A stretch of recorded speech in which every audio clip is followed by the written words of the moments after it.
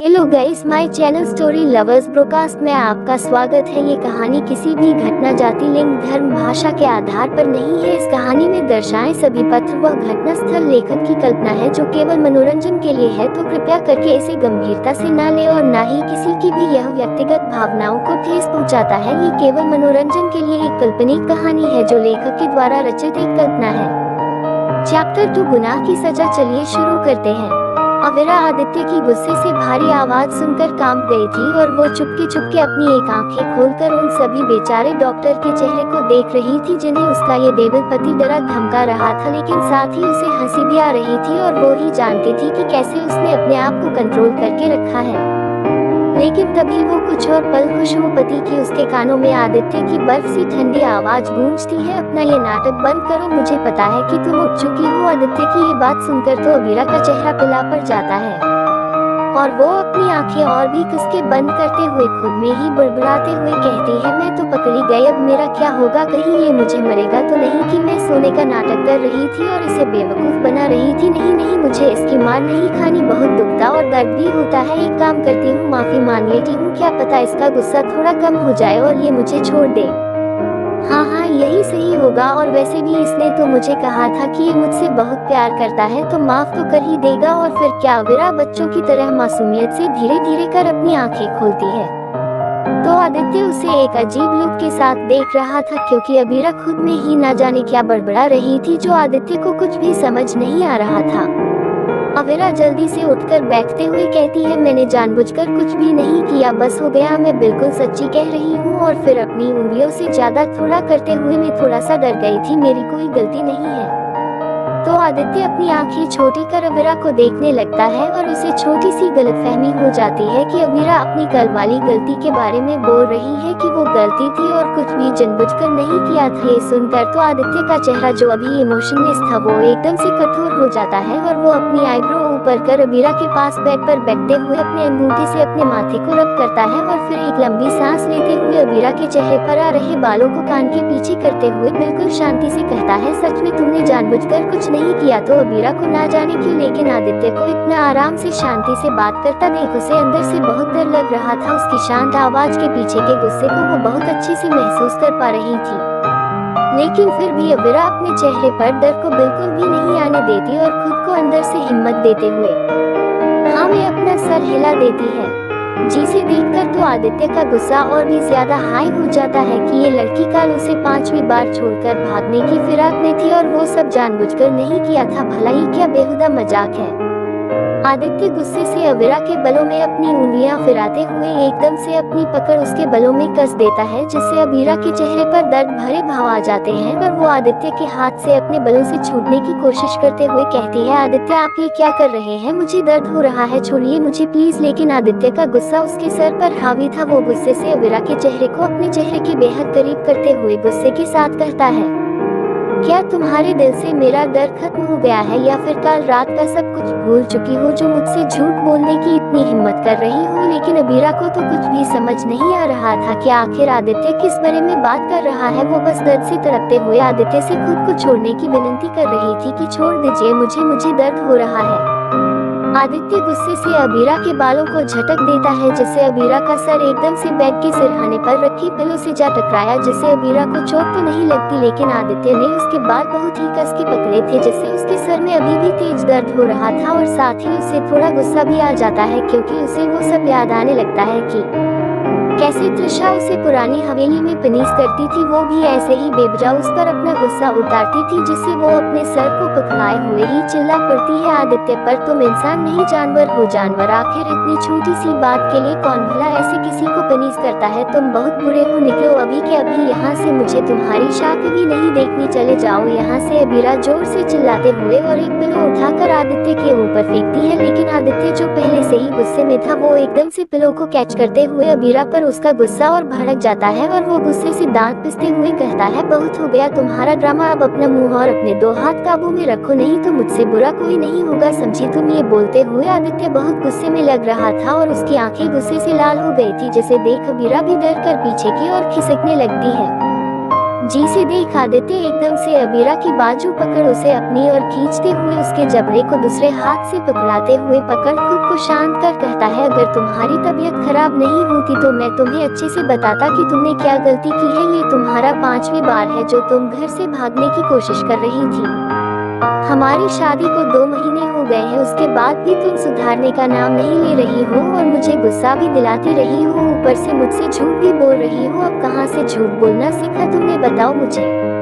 अबीरा आदित्य की बात सुन कंफ्यूज होते हुए कहती है, 2 महीने लेकिन हमारी शादी को। तो अबीरा ये बोलते बोलते हुए ही चुप हो जाती है, लेकिन फिर एकदम से खुश होते हुए एक्साइटमेंट में कहती है, क्या सच्ची में। आदित्य अबीरा का ऐसा पल भर में बदला एटीट्यूड देख खुद भी हैरानी से कहता है, अब तुम्हें क्या हुआ। लेकिन अबीरा तो खुशी से कहती है, बोलो ना, हमारी शादी को 2 महीने ही हुए हैं, लेकिन ऐसा कैसे। और फिर एकदम से आदित्य के चेहरे को अपने हाथों में थमते हुए उसके चेहरे को लेफ्ट राइट करते हुए बिल्कुल बच्चों की तरह बड़े ही ध्यान से देखते हुए कहती है, वैसे तुम पहले की तरह ही छोटे से दिख रहे हो और काफी ज्यादा हैंडसम भी, और खड़ूस तो तुम पैदाइशी हो। बोलो ना, जवाब दो, क्या सच में हमारी शादी को 2 महीने हुए हैं, लेकिन हमारी शादी को तो 2 साल हो गए थे ना। आदित्य को समझ नहीं आ रहा था कि वो अबीरा को क्या जवाब दे, क्योंकि अबीरा खुद उसके अभी बेहद करीब थी, जिससे उसकी धड़कनें बढ़ गई थी। लेकिन उसकी अजीबोगरीब बातें सुन आदित्य एकदम से मन ही मन कहता, कहीं ये पागल वागल तो नहीं हो गई है, कैसी बहकी बहकी बातें कर रही है, ऊपर से उसके ही मुंह पर उसे छोटा और पैदाइशी खड़ूस कह रही है।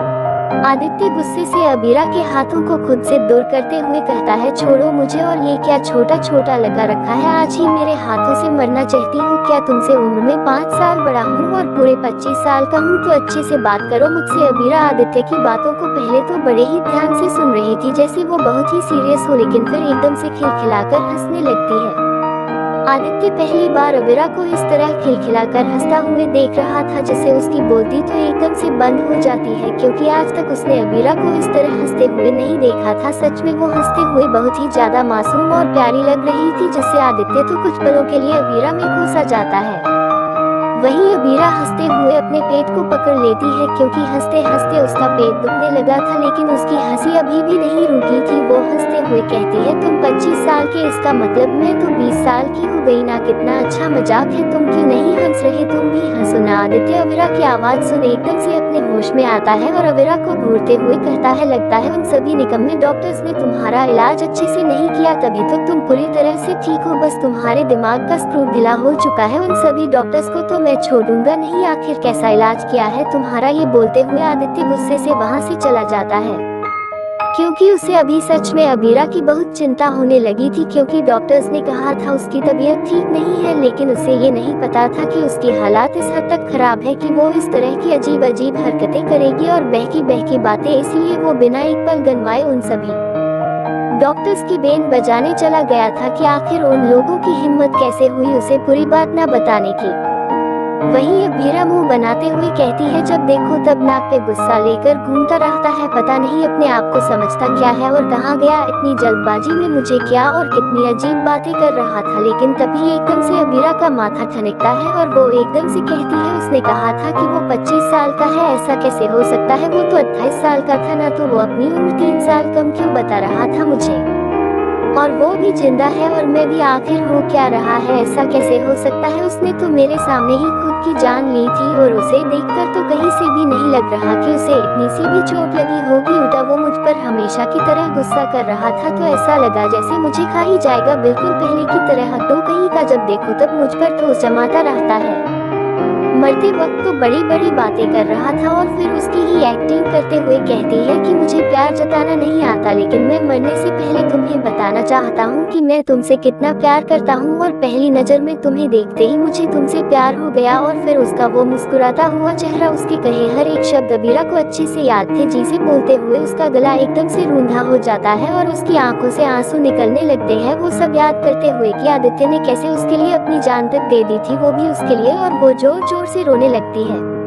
जिससे अबीरा को और भी हर एक चीज और ज्यादा याद आने लगती है। त्रिशा का उसे टॉर्चर करना, उसकी जान लेना कि कैसे उसने उसे मरा था उन तीनों लोगों ने मिलकर। लेकिन अबीरा को समझ नहीं आ रहा था कि आखिर वो तीसरा कौन था जिसने उसके सर पर वार किया था, क्योंकि उसके चेहरे पर मस्क लगा था, इसलिए अबीरा ने उसका चेहरा नहीं देखा था कि तभी उसके कान में नोटिफिकेशन की आवाज आने लगती है, जिसे सुन वो इधर उधर देखने लगती है कि तभी उसे अपने पास ही आदित्य का पाड़ा फोन नजर आता है, जिसमें एक के बाद एक नोटिफिकेशन आ और जा रही थी। अबीरा जल्दी से आदित्य का फोन उठा लेती है और खुद में ही बड़बड़ाती है, आखिर इसके फोन में है क्या? जब देखो तब टुन टुन बजता रहता है। लेकिन जैसे ही अबीरा आदित्य के फोन की स्क्रीन पर टाइम और तारीख देखती है तो उसके चेहरे का रंग एकदम से फीका पड़ जाता है और हैरानी से उसकी आंखें बड़ी हो जाती है और आदित्य का फोन एकदम से अबीरा के हाथों से छूकर नीचे बिस्तर पर गिर जाता है। अबीरा एक दो पाशल के लिए तो मनो जैसे कुछ सोच समझ ही नहीं पा रही थी, लेकिन फिर एकदम से हड़बड़ते हुए वो जल्दी से फोन को उठती है, जिसपे अभी भी दोपहर 2:40 का समय दिखा रहा था और तारीख थी 7 अगस्त 2024। अबीरा हैरानी से कहती है ऐसा कैसे हो सकता है क्या? इसीलिए ये बोलते बोलते ही अबीरा बार बार फोन की स्क्रीन पर देख रही थी। उसे तो समझ ही नहीं आ रहा था कि वो खुश हो या फिर खुशी से नाचे। उसे तो सच में यकीन ही नहीं हो रहा था कि वो 2024 में है। इसका मतलब मैं जिंदा हूँ, आदित्य जिंदा है, सब जिंदा है, मॉम डैड भी। मैं अपनी जिंदगी के 3 साल पीछे आ चुकी हूँ, 2027 से सीधे 2024 में मेरा सब कुछ मेरे पास है। किसी ने सच ही कहा है, भगवान के घर में देर है पर अंधेर नहीं। उन्होंने मुझे दूसरा मौका दिया है सब कुछ सही करने का और एक बार फिर से अपनी जिंदगी जीने का। और फिर अबीरा खुशी से छत की तरफ देखते हुए कहती है, भगवान जी सच में आप तो बिल्कुल ऑसम हो, थैंक यू सो मच। आपने मुझे एक सेकंड चांस दिया, मुझे मेरा सब कुछ वापस मिल गया, नहीं तो मैं तो मर ही गई थी। ये आखिरी वाली लाइन बोलते हुए अबीरा को त्रिशा के किए धोखे की याद आती है, जो याद आते ही उसके चेहरे पर जहाँ अभी खुशी थी वही एकदम से नफरत आ जाती है और वो गुस्से से कहती है, त्रिशा मैं तुझे छोड़ूंगी नहीं, तूने मेरा सब कुछ बर्बाद कर दिया था और मेरी फैमिली तक को खत्म कर दिया था। अब देख मैं तेरा क्या हाल करती हूँ, तेरे हर गुनाह की सजा तुझे ना दी तो मेरा नाम भी अबीरा कुंज नहीं। बहुत शौक है ना तुझे खेल खेलने का, अब मैं तुझे बताऊंगी कि आखिर खेल किसे कहते हैं। यहाँ शय भी मेरी होगी और मात भी। आखिर अब कैसे लेगी अबीरा अपने दुश्मनों से बदला, और क्या अबीरा बदल पाएगी अपनी किस्मत, और कैसे पहचानेंगी उस मस्त वाले इंसान को, जानेंगे जल्द ही। तब तक मिलते हैं नेक्स्ट एपिसोड में।